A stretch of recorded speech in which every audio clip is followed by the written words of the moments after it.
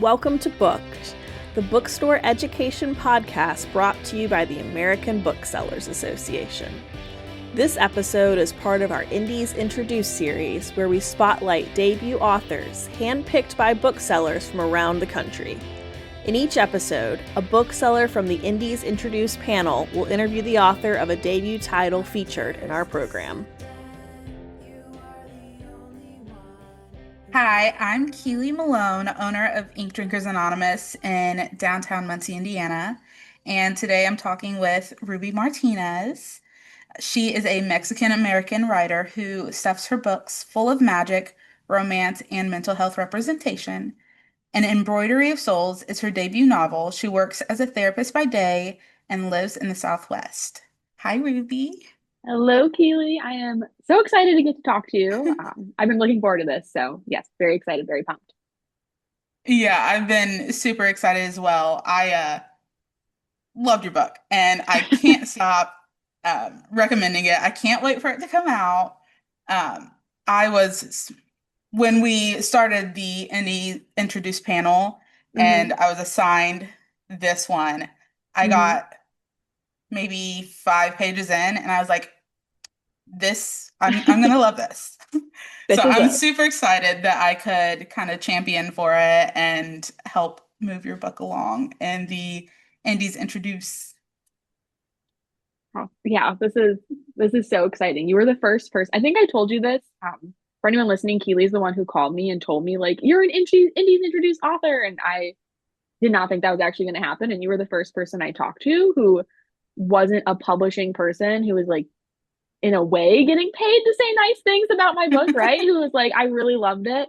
So I remember like being in the car with my husband and like tearing up, like, oh my gosh, like someone likes my book who isn't like just, I mean, you are a publishing person, but you're on the bookstore level. So that was like super exciting. And I've been very excited to talk to you ever since then. And that was in like April. So yeah, I tell everybody, I'm like, you know what? I think this is one of the best parts about being a bookseller. So it's a great part of being an author. So I am going to go ahead and jump into the first question I have. Please. So what first sparked the idea for the story, and what was the starting point when you began writing? Was it a particular scene, a character, or something else that inspired you? Yeah, this is a great question. I think for all books, it's very different for me. In this one, there's kind of 2 answers. The more meaningful one is, I would say, the character of Jade was very much a bedrock of what I wanted to write about and like what this novel was about and what inspired it for me. So I love love fantasy, love romance. I read a lot of it, and I got the idea for this novel during COVID, and I was just unemployed in my house, nothing to do for a whole year but read and write. So I read a lot of books. And most of the heroines in those books, and I say this with all the love in my heart because I love these heroines. I've written these heroines before, but they're all like the very like badass, like stabby, like very witty heroines. And I love that for them. That is not me, and that is definitely not Jade. Both Jade and myself are much more awkward, much more anxious, definitely not the kind of person you see as often bumbling their way through a fantasy plotline, right? And I think there's something so incredibly meaningful for many people about being able to see ourselves reflected in books and reflected in the stories that we consume. And so I just was like, why don't I I mean, she's not me, we're different, but those versions, those traits of myself into a book, why don't we see someone who is awkward and who is scared and who's having a really hard time with this, getting to go on this really exciting fantasy adventure.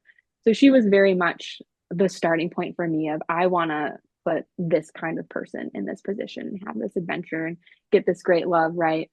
And I also had the embroidery magic idea, which you have another question about, so I won't talk about it too much, but I just kind of had this like, wouldn't it be interesting if there was magic based on embroidery? I don't embroider. I don't know anyone who embroiders.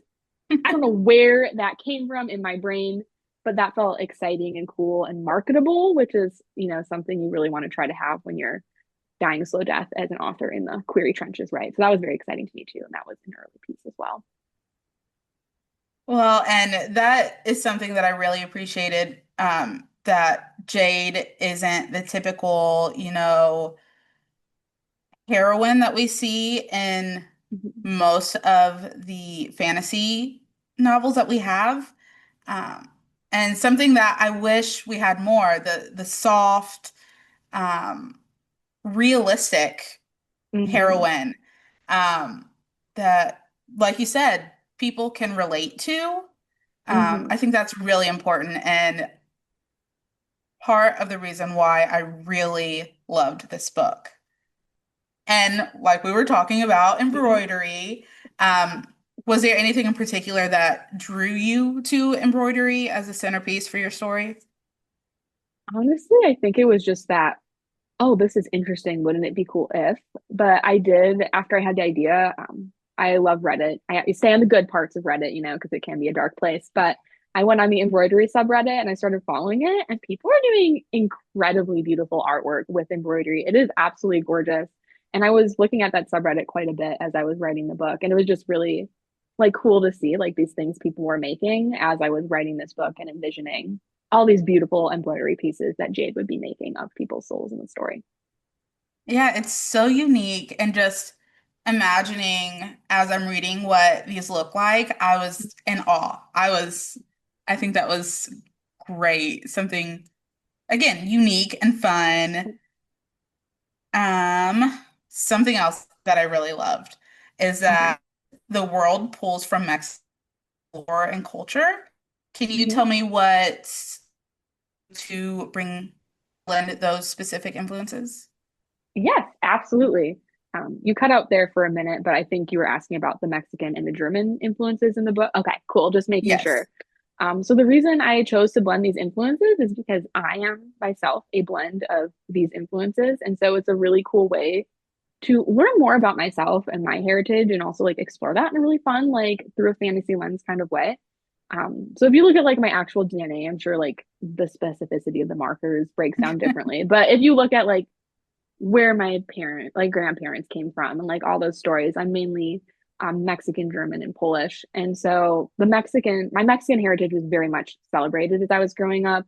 It was a really very emphasized part. So like I remember growing up on the 4th of July, everyone would celebrate like, with their American flags and their like burgers and their like hot dogs and stuff.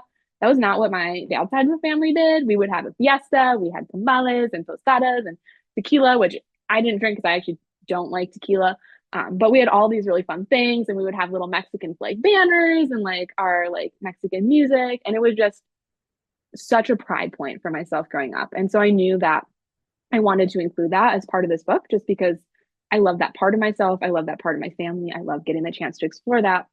My German heritage, I'm actually more German than I am Mexican, but it's never been something that's been celebrated in the family as much. It's not been like a shame point. It's just what we are. We're from like southern Wisconsin, like 90% of the people there are like German. So we didn't talk about it as much, right? So I thought that would also be a really cool way to explore more of this piece of myself that I hadn't really thought critically about a lot. And I hadn't really had as much of an interest in. So it was really fun getting to blend these two pieces and have these two countries that represent two parts of myself. So I enjoyed doing that a lot, as much as you can enjoy world building, which is my least favorite part of the writing process, if I'm being honest. So. Yeah, I thought that was so another reason why I loved it. My bookstore specifically, we focus on diversity and inclusivity. So reading, not only Jade having dealing with anxiety, but also that we're bringing in German and Mexican cultures and influences and stuff was really cool and fun. But you were talking about learning more about your culture and everything. Mhm. What was the research process like for that in the cultural aspect and like the fantasy and all that? Yes, I get asked this from time to time, and I wish I had like a really cool answer. I think it's mostly a lot of Googling. So An Embroidery of Souls, the time period is based on like the early 1800s, like 1830s, 1840s. Obviously, it's a fantasy novel, so not exactly the same, but loosely based on that. So I did just a lot of Googling of like, what do people in Mexico wear in the 1840s? What did people in Germany eat in the 1840s and that sort of thing? And kind of built these fantasy worlds off of what I was finding. of course, sometimes it's hard to find information. I'm sure for the really dedicated world builders, they like go to the library and like read books and like, get really into it. I'm not one of those people. So if I can't find it, I'm like, okay, it's a fantasy novel. Like I'll just make it up. My editors always reminded me I can do that. So a lot of that, I think the most boring thing I researched was how a steam engine works. There's a part of the book where they have to like sabotage a steamboat. And that was just, it's the little nitty gritty parts of writing that you like. It's like writing's like, oh my God, it's so fun. But like that was not a fun part. So, hopefully I correctly represented steam engine in this novel. I have two more questions that I already have prepared, Okay.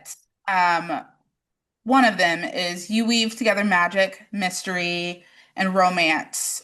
What did you find challenging and rewarding while balancing these genres? Yeah. You have such great questions. Like, I just want to compliment all your questions. I was so excited Thank reading over you. this list. Like, oh my gosh, I get to talk about all these things. That's so fun.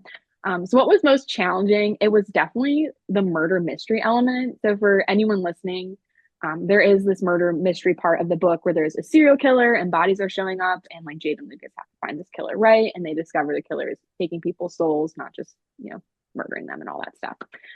Murder mysteries are really hard to write. I was writing this book, I was like, I'm never doing this to myself again. Like, this is so hard. And you have to really balance giving the correct amount of clues, but also nobody agrees what the correct amount of clues is.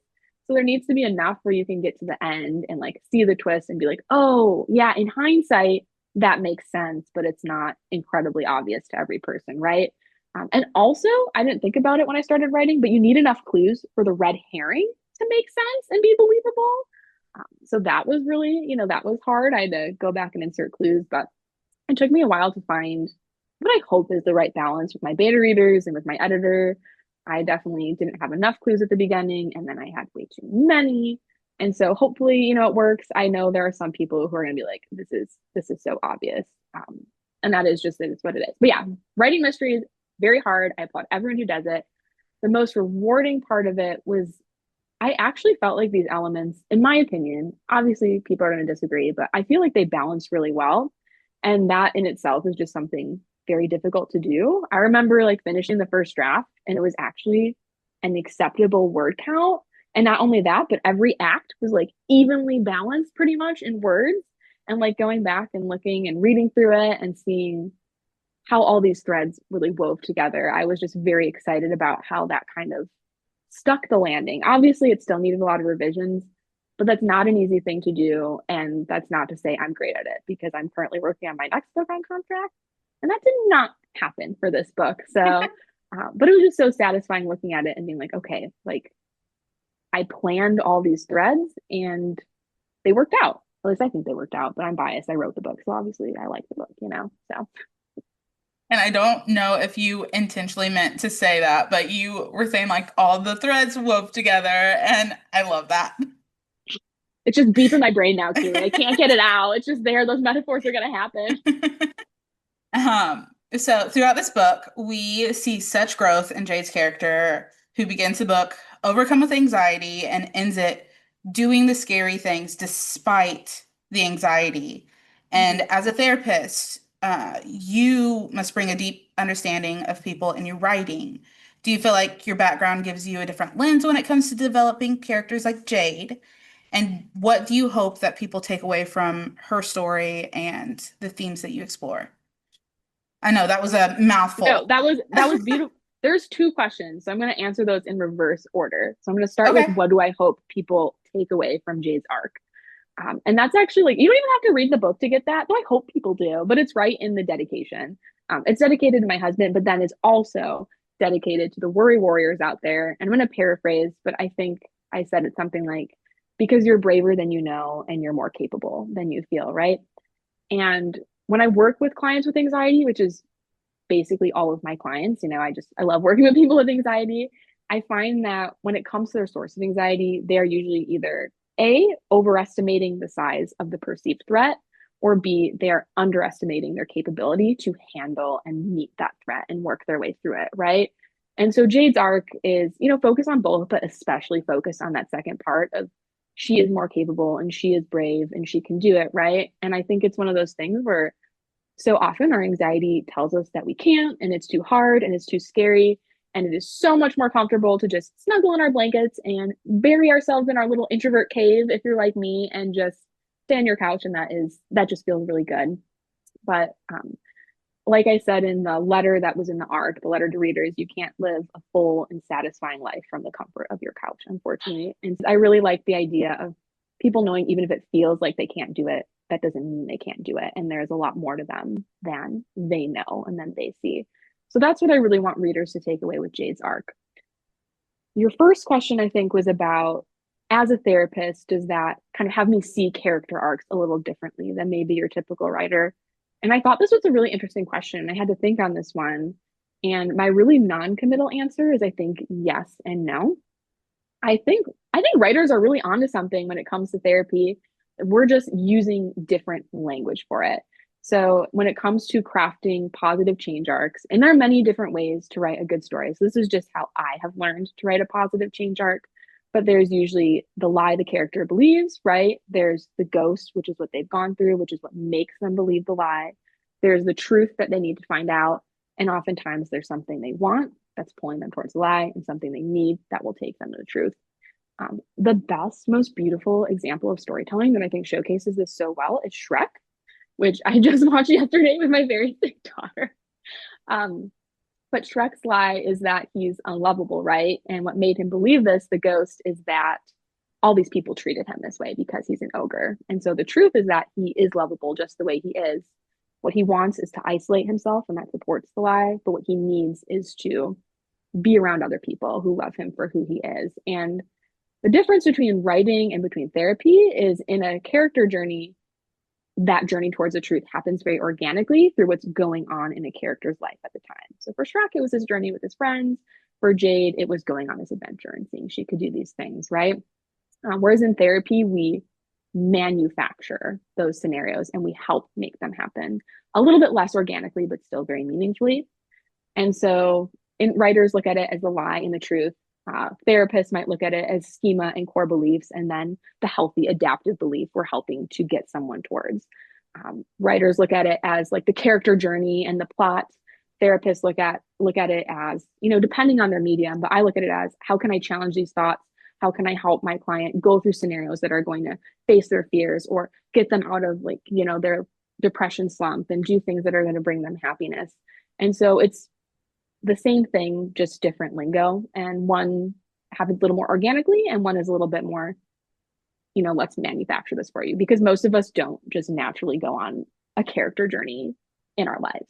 That would be cool. That does happen for some people. Totally makes sense. Yeah.